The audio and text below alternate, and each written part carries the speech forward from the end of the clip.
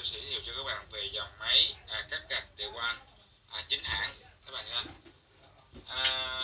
DeWalt DW860 1300W, đĩa 110mm nha các bạn nha. Rồi chúng ta sẽ coi bên trong không có gì. Đầu tiên các bạn sẽ thấy được đó là phiếu bảo hành sản phẩm các bạn ạ. Phiếu bảo hành sản phẩm. Tiếp tục đó là sách hướng dẫn sử dụng. Các bạn lưu ý đọc sách hướng dẫn sử dụng này để chúng ta sử dụng máy được bền hơn nha các bạn nha, và hiệu quả hơn.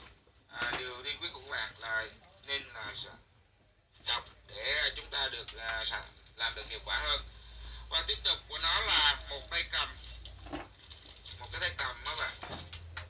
Rồi, và đây trong thành phần cái bịch phụ kiện của nó bao gồm là một dây dẫn nước, một cái mở đĩa, một cái khóa lục giác và một cái để hút nước nha các bạn nha.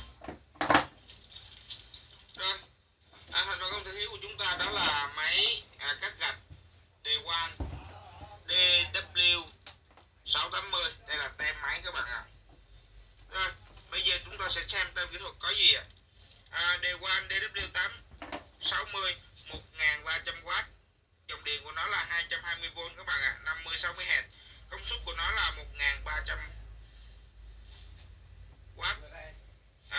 Vòng tua của nó là 13.000 vòng trên 1 phút nha các bạn nha. Đường kính đĩa cắt của nó là 10mm. Thì đường kính đĩa cắt 10mm thì các bạn cắt thì khoảng tầm là được 5cm nha các bạn nha. Sâu maximum là 5cm. Máy này được DeWalt sản xuất tại China.